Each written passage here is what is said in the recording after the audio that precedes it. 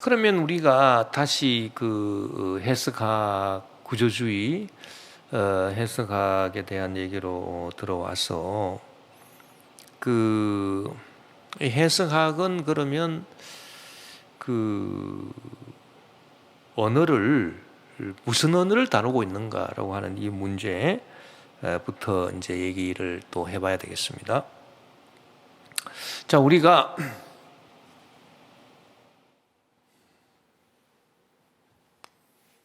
이 구조와 의식 이렇게 나누어서 그 의식에 그 영향을 미치는 그 언어로서의 그 랑그를 말했습니다. 랑그.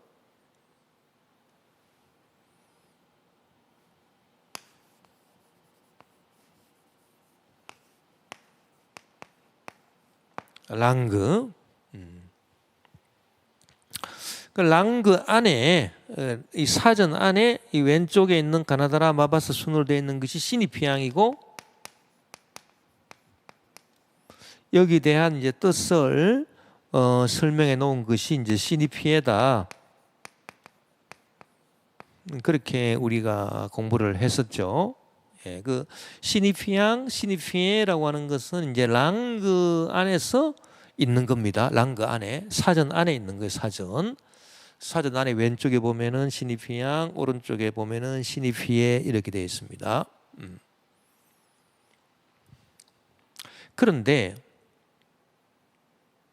이 시니피에라고 하는 것이 알고 보면은 이 결국은 이것이 그 플라톤의 그 이데아와 같은 것이다라고 하는 걸 또 우리가 얘기를 했었죠.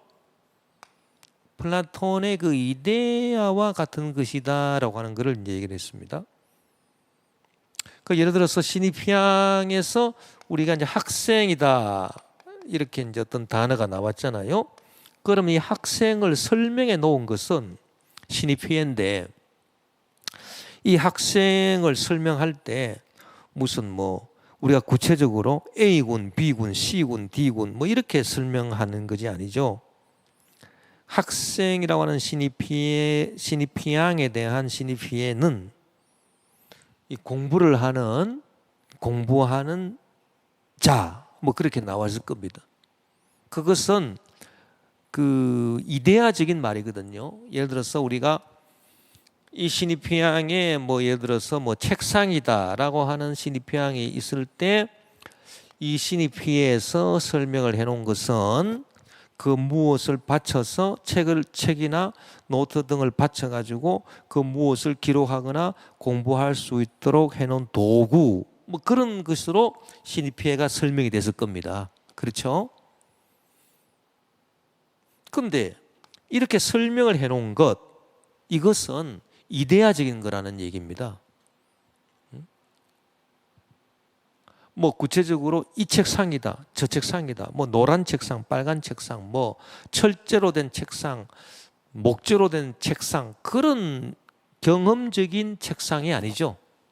이 시니피에에서 설명해 놓은 책상이라고 하는 것은 경험적인 책상을 말하는 게 아니라 경험을 초월한 이데아적인 그 무엇인가 모르지만은 그 무엇인가 우리가 눈으로 볼 수 없고 만질 수도 없지만은 눈으로 보고 만질 수 있는 그런 구체적인 이 책상이다 저 책상이다 이게 아니라 그 무언가 책이나 노트 같은 거를 얹어놓고 쓰거나 공부할 수 있도록 되어 있는 도구 이게 책상이다 이게 떠오르잖아요. 그래서 그것이 바로 이데아적인 것 아닙니까? 뭐 플라톤의 이데아가 다른 게 아니죠. 이런 이데아적인 것, 경험을 초월한 그런 이데아적인 것, 구체적인 경험에서 이 책상, 저 책상이 아니라 책상에 대한 어떤 이데아, 이것이 시니피에란 말이에요. 그래서 이 구조주의에서 무엇이 인정이 되느냐 하면은 이 랑그의 체계 안에서 무엇이 인정되냐 하면은 이데아가 허락이 되더라는 것입니다. 이데아가 허락이 됐어요. 이게 전기구조주의라고 했습니다. 전기구조주의 때만 하더라도 이 신입피해를 인정함으로써 이 이데아가 허락이 됐고요. 이데아가 허락이 됐다라고 하는 것은 이 이데아는 결국은 무엇의 산물이냐? 의식의 산물이라 볼 수 있습니다. 의식의. 인간 의식이 경험을 떠나서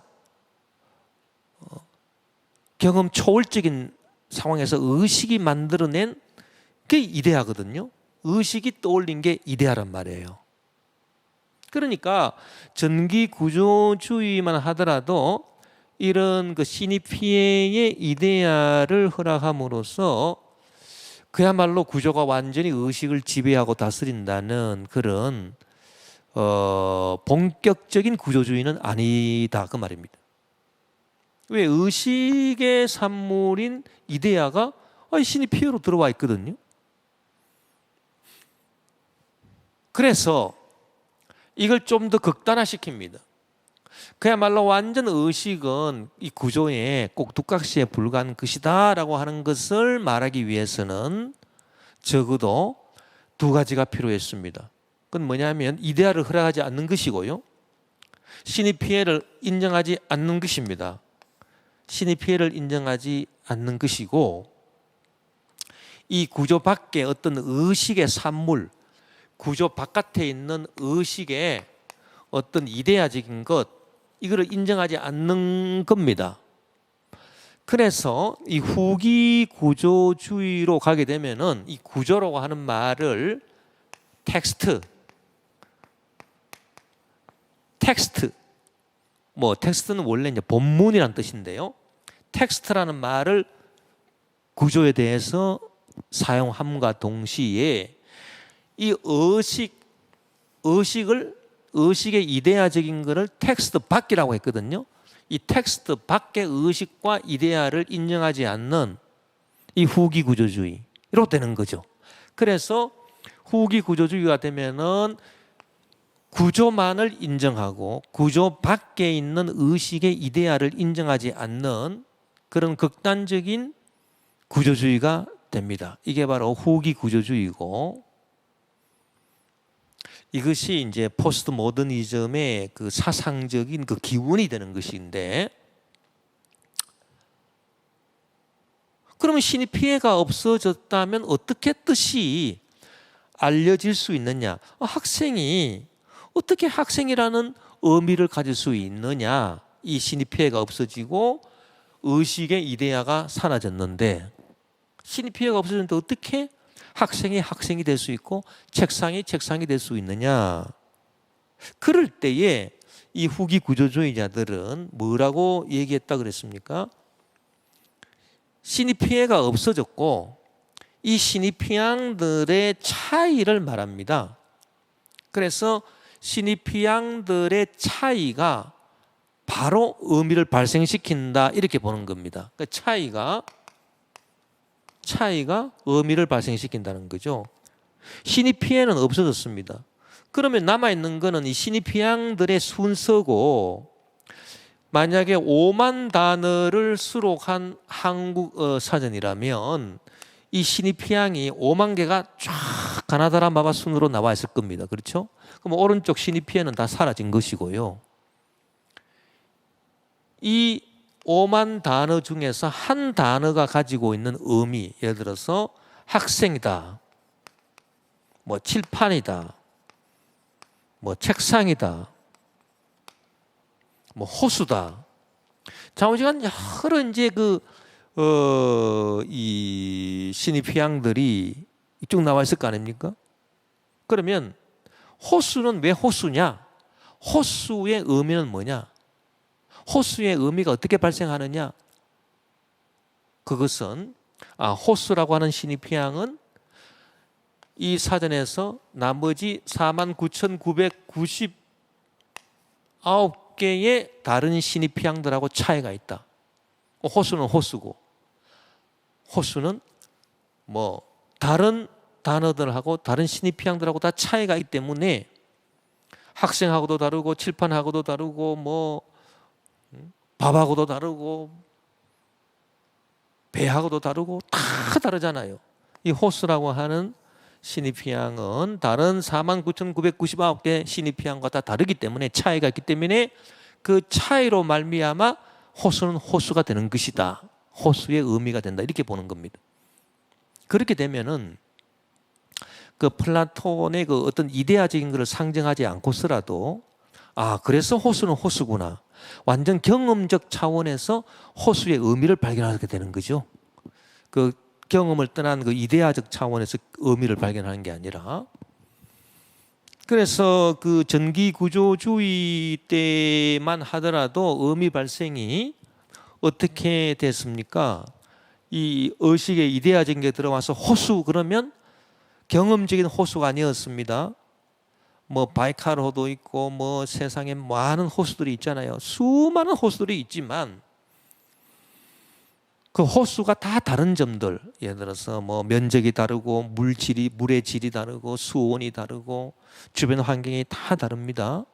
그 다른 점들은 다 없애버리고 이 의식에서 같은 점을 같은 점, 물 담은 땅이라고 하는 그것만 같은 거잖아요. 수많은 호수들, 그 눈에 보이지 않는 경험을 초월하는 그 같은 점 하나, 그거를 끄집어 올려서 호수를 정의를 했습니다. 물 담은 땅이라고. 근데 이 물 담은 땅이라고 하는 이 종전의 차원에서의 그 의미 발생은 플라톤의 이데아적인 것을 상징하는 것이고 이 텍스트 바깥의 의식을 인정하는 것이었습니다. 그러나 이제는 그런 식으로 그 동일화의 원칙을 통해서 다른 점들은 다 없애고 호수의 수많은 호수들의 같은 점 하나만 끄집어 올린 그런 그 동일화 작업을 거친 플라톤의 이데아와 같은 그런 차원에서 의미를 발생시키는 것이 아니라 이제는 이 시니피앙들의 그 차이에 의해서 차이가 곧 다른 것과 자기를 분별시켜주는 요소로 작용을 해서 그 차이가 곧 의미가 돼버리는. 그렇기 때문에 동일화의 원칙이 아니라 차별화의 원칙에 의해서 그래서 차이의 존재론이라 그럽니다. 자크 데리다 같은 학자가 말하는 차이의 존재론. 그 차별화의 원리에 의해서 시니피앙의 차별화의 원리에 의해서 의미가 저절로 발생한다. 이렇게 보기 때문에 그게 후기 구조주의고 그것이 바로 의식 바깥의 이데아, 텍스트 바깥을 인정하지 않는 것이고 이게 본격적인 구조주의, 후기 구조주의가 되었다라고 하는 것을 우리가 또 공부를 했을 겁니다. 이렇게 반복을 하는 것은 이 철학적인 그 내용이 자꾸 듣고 또 듣고 이렇게 해서 그렇게 해야 이해가 되는 것이지 그렇지 않으면 이해하기가 참 힘듭니다. 그래서 자꾸 반복을 하는 거예요. 그래서 이제 그 본격적인 구조주의는 이제 의식을 완전히 이제 무시하게 된 거죠. 의식을 완전히 꼭두가시로 둘 수가 있었습니다. 이 차별화의 원리에 의해서 그 의미 발생을 설명하기 때문에 텍스트 밖에 있는 의식의 그 이데아적인 것을 인정하지 않게 되고 따라서 의식을 완전히 구조에 종속시키게 되었습니다. 그래서 그야말로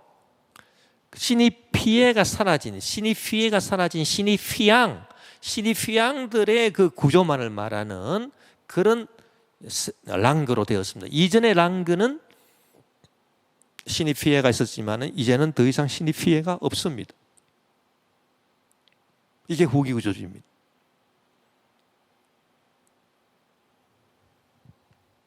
그래서 랑그가 의식을 완전히 지배한다. 시니피앙이 의식을 지배하는 겁니다. 이제는 그렇게 되어버렸습니다. 이 차별화의 원리라고 하는 것은 무서운 그 포스트 모더니즘의 그 사상적 기운이 되었습니다. 지금 이 전 세계를 휩쓸고 있는 그런 이 사상 기류가 뭡니까? 그게 바로 그 동일화의 원칙이 무너지고 차이의 원칙이 득세하기 시작했다는 겁니다. 그래서 자 보세요. 우리가 단어가 있을 때 한 단어가 이 단어의 의미를 가지는 것은 나머지 4,999개의 다른 시니피앙들하고 차이가 있으니까 호수는 호수다. 이렇게 설명했잖아요. 요 원리가 그대로 동성애에 적용이 됩니다. 한 사람이 동성애자라면 이 동성애자가 동성애자로서의 의미를 갖게 되는 것은 49,999명의 이성애자하고 다르기 때문에 동성애자는 동성애자의 의미를 갖는다는 거죠. 그러니까 예를 들면 이 동일화의 원칙이 적용되는 시대에서는 벌써 이제 옛날 구시대라고 볼 수 있는데 이 구시대에서는 야 49,999대 1이야? 그러면 1, 이거는 무시할 수 있잖아? 무시해버렸습니다. 그런데 지금 이 시대는 이 포스트 모더니즘 시대는 49,999대 1이기 때문에 이 1의 차이가 있기 때문에 의미를 가지는 거예요. 오히려 이게 차별화의 원리거든요. 그러니까 그 소수 뭐 인권이라든지 무슨 그 조그마한 사건이라든지 이런 것들이 굉장히 큰 이슈를 불러일으킬 수 있습니다. 뭐 예를 들어서 누가 어디에서 뭐 박해를 받아가지고 숨졌다. 뭐 예전 같으면 뭐 묻어질 만한 뭐 그럴 수도 있지. 왜? 대다수가 그렇지 않으니까. 그런데 그러한 특별한 사건들이 굉장히 큰 파장을 불러일으키는 그런 사회 현상 이런 것도 다 이제 우리가 설명할 수 있고요. 이 사상적 그 원천이 여기서 나왔기 때문에 뭐 동성애다, 뭐 예를 들어서 뭐 1인 시위다, 무슨 뭐 여러 가지 모든 것들이 다 이런 기류를 이제 그 반영을 하고 이제 있다는 그런 얘기거든요. 그래서 남과 다르기 때문에 내 존재의 의미가 있다. 같으면 존재의 의미가 없다. 오히려 그렇게 돼버렸죠. 예. 그래서 다르기 때문에 내가 의미가 있다. 이것이 포스트 모더니즘입니다. 예. 이게 바로 본격적인 이제 구조주의입니다. 차이의 존재론입니다. 그래서 차이가 중요하다. 차이의 존재론. 뭐 예를 들어서 우리가 뭐 백신을 맞는데도 백신의 부작용이 일어나서 뭐 수십만 명 중에 한 명이다. 뭐 수백만 명 중에 한 명이다. 근데 좌우지간 수백만 명이든 수천만 명이든 수백만 명의 한 명이다라고 하는 그 한 명이 이전에는 동일화의 원칙이 그 시행됐을 때는 그 무시할 수 있어. 그 그냥 그거 없애버려. 간단했습니다. 그러나 이제는 그렇지 않죠. 한 건이라도 그런 게 있으면 이것이 굉장한 파급력을 갖고 있다는. 그 왜 그러냐? 그 사상적 기류가 바로 여기서 나온 거예요. 49,999대 1이라는 거예요. 여기에서 다 의미가 발생한다는 얘기죠. 그래서 한 사람이라도 뭐 동성애자가 있다. 그럼 그 사람 말을 존중해 줘야 된다. 뭐 또 예를 들어서 소수 인권을 해야 된다. 무슨 뭐 그래서 차별을 금지해야 된다. 다 이런 모든 것들이 한 사람이라도 한 뭐 단체라도 차별받아서는 안 된다. 그게 다 여기서 나온 겁니다. 49,999대 1 여기서 나오는 거예요. 벌써 이 시니피앙가 없어지고 시니피앙의 차이에 의해서 의미가 발생한다는 바로 여기에서 그 사상적 기원을 찾을 수가 있다는 얘기가 되겠습니다. 이게 구조주의라는 얘기예요. 이 프랑스라고 하는 나라는 역사적으로 보면은 어떤 미국이나 어떤 세계 다른 어떤 강대국하고 비해서 군사력이나 경제력이나 뭐 그런 부분에서 이렇게 뭐 탁월하지는 않습니다. 그런데 이 프랑스의 특징이 뭐냐 하면은 문화, 역사, 예술, 사상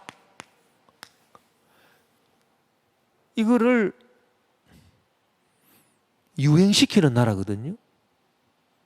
이 나라가 문화, 역사, 예술, 사상 이걸 전파시키는 나라입니다. 그래서 1960년대 벌써 이 프랑스에서는 이 포스트 모더니때 차이의 존재론 옹톨로지 드 라 디페런스 이것이 벌써 그때 다 만연했고요.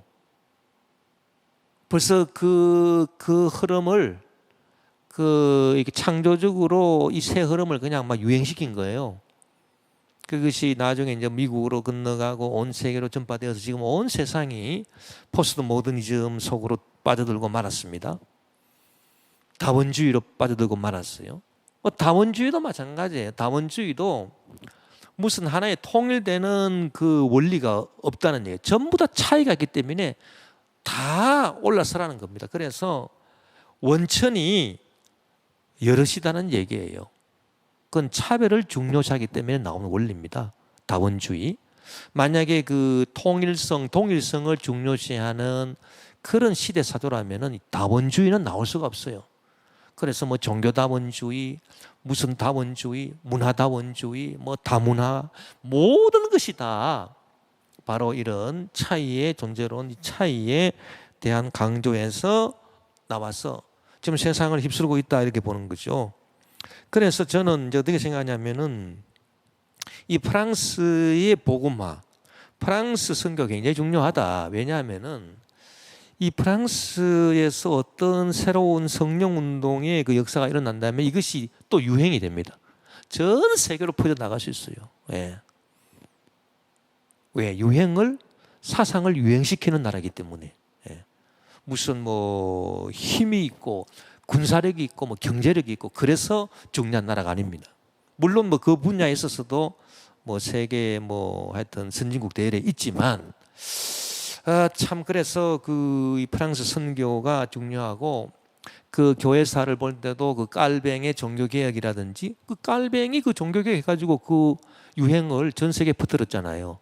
마틴 루터의 그 종교개혁이 사실 그 깔뱅 프랑스의 그 깔뱅을 만나가지고 그 깔뱅의 그 종교개혁을 통해서 지금 세계학적으로 다 터졌지. 사실 그 루터교 자체는 소수로 남고 말았거든요. 종교개혁 그 개신교의 그 이상은 전 세계로 유행시킨 것은 프랑스의 그 개혁자 깔뱅입니다. 앞으로도 마찬가지일 것이다. 만약에 그 프랑스의 성령 운동이 일어난다면 아마 이 성령 운동이 어떤 그 유행을 타고 전 세계를 다시 한번 성령의 역사로 뒤집어 놓을 수 있지 않겠는가라고 저는 이제 믿고 있습니다. 그런데 어쨌든 지금 이제 우리가 이제 공부하는 이 구조주의는 그런 것이고요. 우리는 지금 구조주의를 지금 공부하는 것이 아니라 해석학. 그래서 어거스틴이 말한 그 악에 대한 그런 이론들이 해석학적으로 또 어떻게 말해줄 수 있을 것인가라고 하는 것을 우리가 지금 공부하고자 하는 것이기 때문에 해석학으로 다시 돌아오겠습니다. 그러면 자, 해석학은 이 의식도 본다. 구조도 보고 구조가 의식에 미친 영향도 보고 의식 그 자체가 뭐 발전하는 것도 보는 것이고 다 보겠다는 것 아닙니까? 뭐 욕심도 많아요 사실. 그러나 참 이렇게 큰 안목으로 이렇게 넓게 보는 거 굉장히 중요하죠. 왜? 편협하게 치우치지 않을 수 있기 때문에 중요합니다. 그러면 이 해석학에서 다루는 언어가 있을 거란 말이에요. 물론 그 철학이라고 하는 것은 말을 다루는 작업이다 이렇게 볼 수 있는데 그러면 해석학에서 다루는 언어라고 하는 것은 뭘까? 자, 구조주의에서 다루는 언어는 이 의식이 말하는 의식 말 사용, 빠롤. 우리 다시 이제 빠롤로 돌아. 빠롤.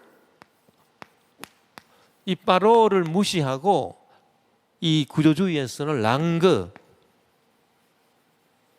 랑그만을 이렇게 주장하는 것이 이 구조주의 아니었습니까? 그 말 사용이라고 하는 것은 의식에 종속되는 것이기 때문에 뭐 중요하지 않죠. 그래서 이 구조, 랑그만을 구조주의는 다룬다는 얘기인데,